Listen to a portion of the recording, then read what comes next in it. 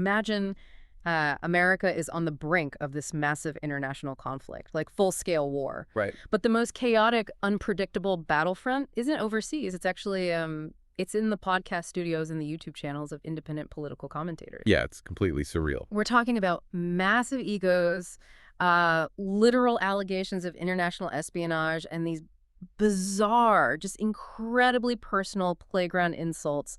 All of this happening while the country is actively going to war. It really is a collision of, high-stakes geopolitics and, honestly, the worst impulses of the internet. And it forces you to look at how we consume information right now. Absolutely. So, welcome to today's custom-tailored deep dive. Yeah. We are stepping into a very specific, highly volatile moment in time. The date is March 2026. The United States has just entered a wartime context with Iran in a military operation officially dubbed Epic Fury. Epic Fury, right. Right. And our source material today is a March 16th, 2026 broadcast of the Rubin Report. We're plunging right into the heart of what the source actually calls the influencer wars. The influencer wars, yeah, which are actively fracturing the American right-wing media landscape. Exactly. We're looking at how the serious, life and death demands of national political alignment are violently clashing with the petty, click-driven feuds of these independent commentators.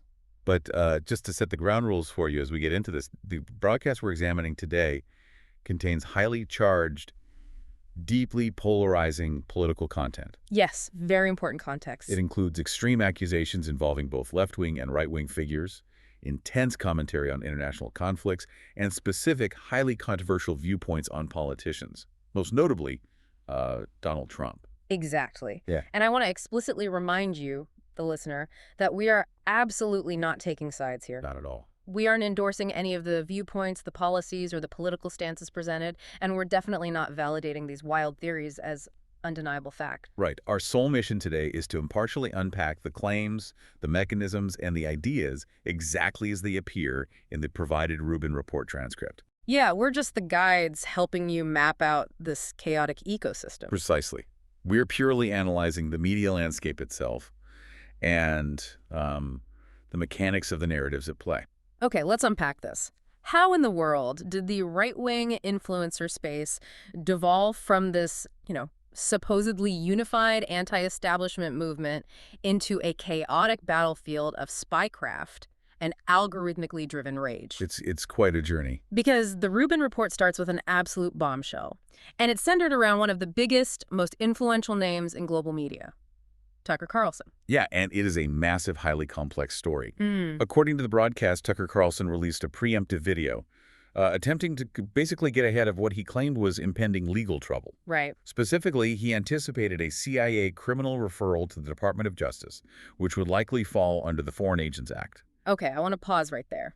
Because throwing around the phrase Foreign Agents Act, that sounds like something straight out of a Cold War thriller. It really does. What is the actual mechanism there? Like, what is the threshold for actually violating it? It's a crucial question.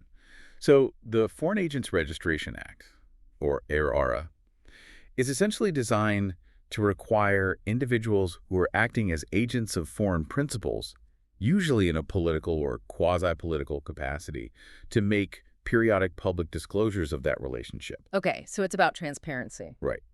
And the threshold usually involves acting at the direction or the control of a foreign entity to actively influence U.S. policy or public opinion. Got it.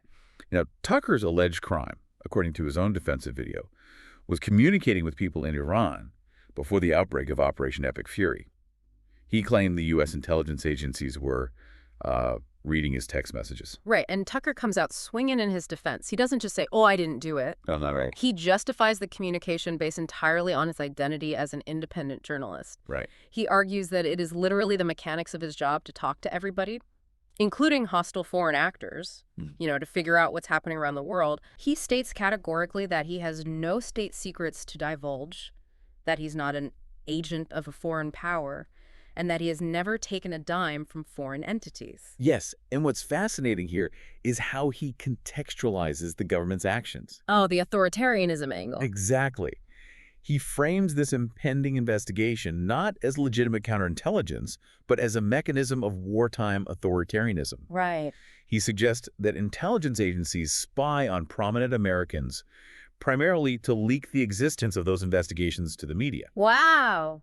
The goal, in his view, is to terrify, isolate, and humiliate independent voices for ideological reasons. So he's painting himself as the classic rogue journalist being bullied by the deep state. That's the narrative he's going with, yes. But I'm struggling with the counter theory that the Rubin report introduces next, because it completely flips that bullied journalist narrative on its head. It really does. It takes it in a completely different direction. The host cites a theory circulating online from a journalist named Eaton Fischerberger. And this theory suggests we aren't looking at a bullied journalist at all. Yeah. We are supposedly looking at a highly sophisticated intelligence operation where Tucker is just a pawn. That's right. Fischberger's theory posits that Tucker was indeed communicating with Iranian agents, specifically the IRGC, the Islamic Revolutionary Guard Corps. Okay. But the twist is the response from the U.S. government. The theory suggests that U.S. intelligence caught him doing this, but instead of arresting him or shutting him down immediately. They used him. Exactly. The Trump administration actively decided to weaponize him. They allegedly used Tucker as an unwitting counterintelligence asset. Unwitting being the operative word there. Highly operative. And the source lays out some incredibly specific, timeline-based evidence for this deception. First, there's a widely circulated photo of Tucker Carlson being invited to the Oval Office literally the day before Operation Epic Fury began. A detail that raised a lot of eyebrows, right? Considering how fiercely critical Tucker had been of Donald Trump leading up to that exact moment. Right. I mean, why invite your loudest media critic in on the eve of a major war? Exactly. And then, according to the broadcast, Tucker leaves the Oval Office, goes on his show, and spreads a spectacularly false narrative. Oh. A narrative allegedly fed to him by his contacts in Iran. Right, the Mossad story. Yes. He claims that Mossad agents were actually behind foiled terrorist plots in Qatar and Saudi Arabia. Plots that, according to Fischberger's theory, were actually orchestrated by Iran's IRGC. So if we break down the mechanics of this theory, the implication is staggering. It really is. The theory claims Trump utilized Tucker's massive ego and his desperate desire for an exclusive scoop to feed Iran a false sense of security. Okay, walk me through that logic. So the logic goes like this. Iran's intelligence network sees Tucker, who they are allegedly in contact with, suddenly get invited into the Oval Office. They assume Tucker is gaining inside access.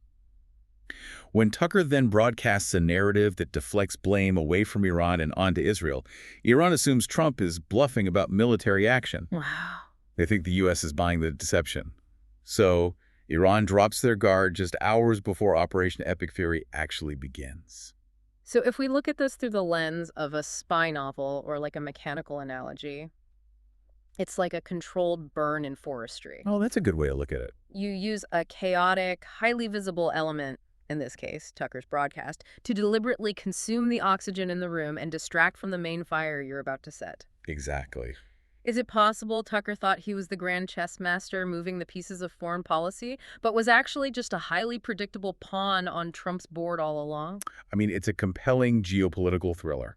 Whether it's entirely true or just an elaborate theory designed to make the administration look like strategic geniuses. Right, we don't know for sure. But the broadcast forces us to ask a much deeper structural question.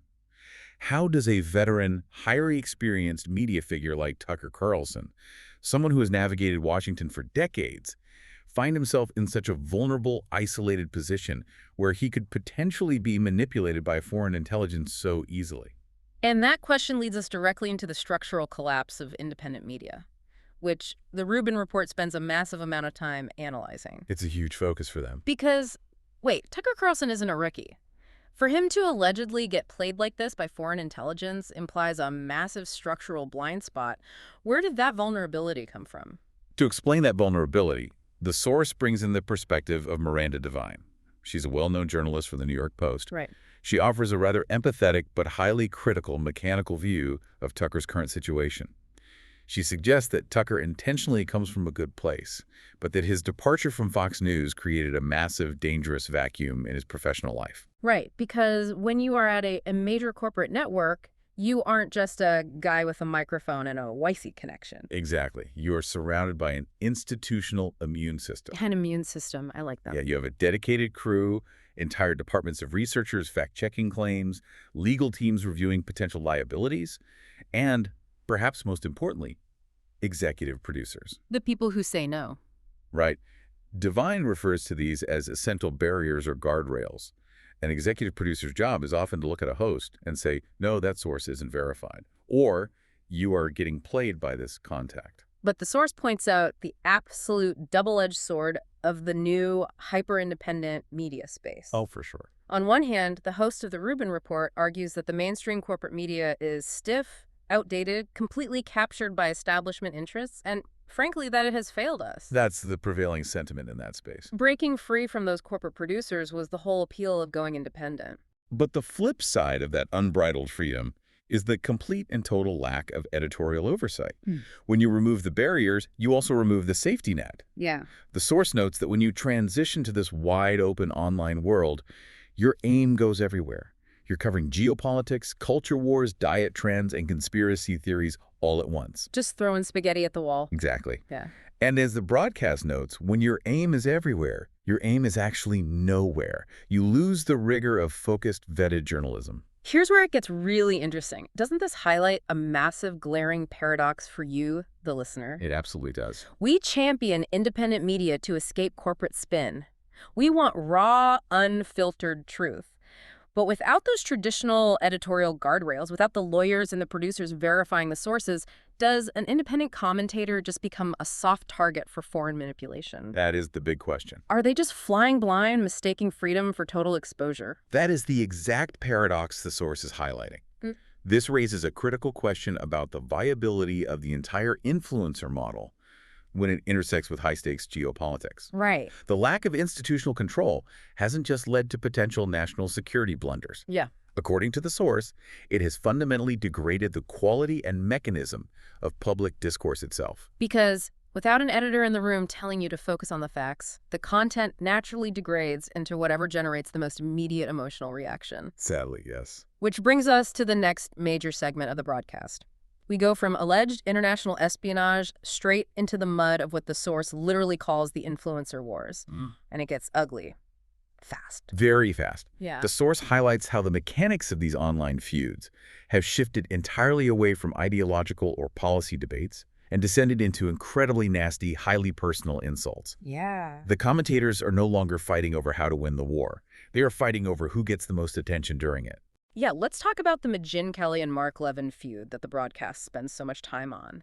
Because nasty really feels like an understatement here. It was quite a spectacle. Mark Levin criticized Megyn Kelly, and instead of debating him on his foreign policy stances or his wartime strategy, Kelly responded by repeatedly calling him micropenis Mark Levin on her massive platform. It is a jarring, almost surreal contrast to the severity of the geopolitical situation happening simultaneously. I mean, men and women are deployed in Operation Epic Fury, and major media figures are utilizing their platforms for middle school anatomy insults. She also accused him of obsessively harassing her. It's wildly personal. It is. And instead of just marveling at how immature it is, the broadcast brings in conservative commentator Ben Shapiro to unpack the actual mechanics of why this is happening, because it's not just a temper tantrum, right?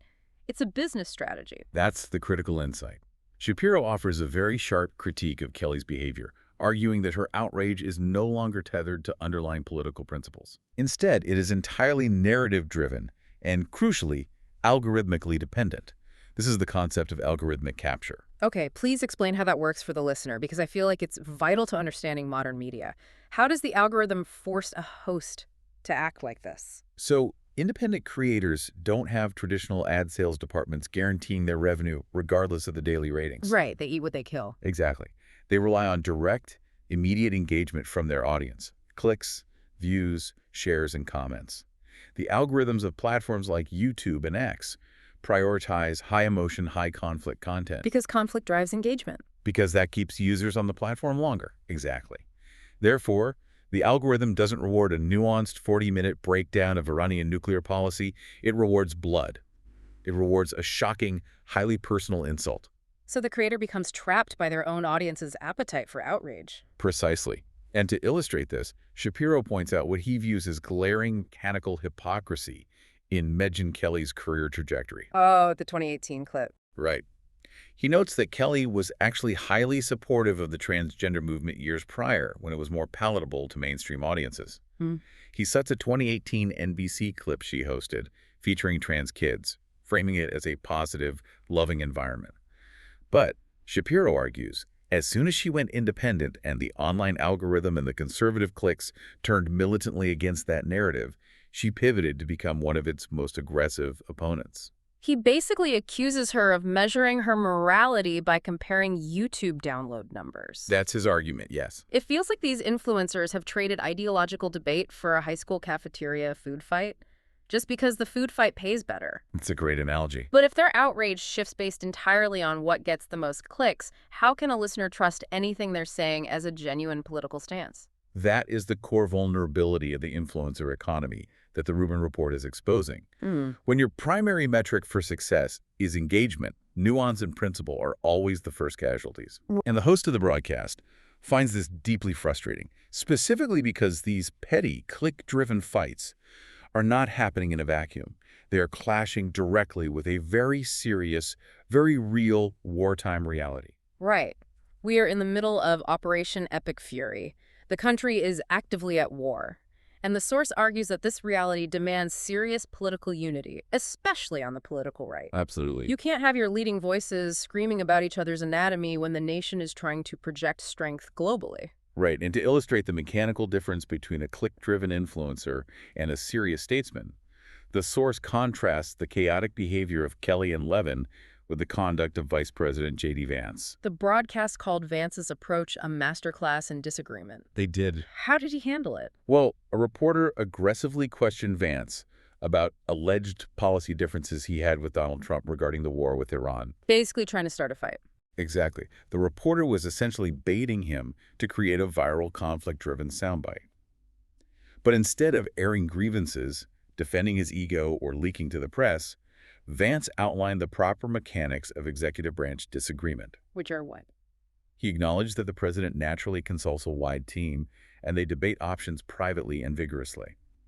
But once the commander-in-chief makes a decision, the team executes it. As Vance put it in the broadcast, they do their jobs without running their mouth to the American media. Right. It's about strict operational discipline. It is the exact structural discipline that Miranda Devine argued Tucker Carlson lost when he left the mainstream media. It's the subordination of the individual ego to the larger mission. And it wasn't just Vance calling for unity. Donald Trump himself descended into the influencer wars to lay down the law and try to force this discipline onto the independent media space. He did. The source details a highly publicized post Trump made on Truth Social. He publicly intervened in the Kelly-Levin feud by fiercely defending Mark Levin. Calling him a great American patriot. A great American patriot and an intellect, right? But Trump did more than just pick a side in an internet catfight. He used that post to strictly define the boundaries of the MAGA movement during a time of war. Yes, he explicitly stated that the core definition of MAGA now includes not allowing Iran, which he called a violent terrorist regime, to possess a nuclear weapon. Okay. The source emphasizes the mechanical function of this post heavily. In a time of war, the expectation from the top is that right-wing media figures must immediately put aside minor audience-capturing disagreements. Like abortion nuances or competing foreign policy theories? Exactly. They are expected to drop it and form an impenetrable united front. They need to lock shields against what they view as a radical left-wing threat that wants to tear the country down from the inside while they fight a war on the outside. The demand is for absolute, unquestioning political alignment. So what does this all mean? The source is begging for total alignment and loyalty during wartime. But I have to push back here, because isn't that exact demand for absolute conformity what drove these commentators out of the mainstream media in the first place? That is a very valid point. I mean, they left corporate networks because they were tired of producers telling them what they could and couldn't say. Now, the political movement they champion is telling them exactly what they can and cannot say. Are they just trading corporate censorship for political censorship? It is a profound and fascinating tension. These influencers rebelled against the corporate media machine to find absolute freedom, right? Right. Only to discover that political movements, especially during a national security crisis like a war, demand their own incredibly rigid forms of compliance. Yeah. If you refuse to comply and insist on playing your own game, as Tucker Carlson allegedly did, you risk being marginalized, investigated, or if the theories hold true, utilized as an unwitting pawn by the very people you thought you were outsmarting. On the other hand, if you engage in the freedom of pure, algorithmically driven outrage, like the Kelly-Levin feud, You degrade your own credibility until you're nothing but a reality TV star. It's a complete lose-lose if you don't know how the machine operates. It really is. Which brings us to the end of our deep dive today. We have covered some wild, incredibly complex terrain here. We certainly have. We started with the bombshell FARA espionage allegations surrounding Tucker Carlson, and we unpacked the mechanics of how a veteran broadcaster might be used as an unwitting pawn in a global counterintelligence operation. And then we examined the structural vulnerabilities of unchecked independent media, noting how the loss of traditional editorial guardrails, the producers and lawyers, leaves commentators entirely exposed to both foreign manipulation and their own worst instincts. Yeah.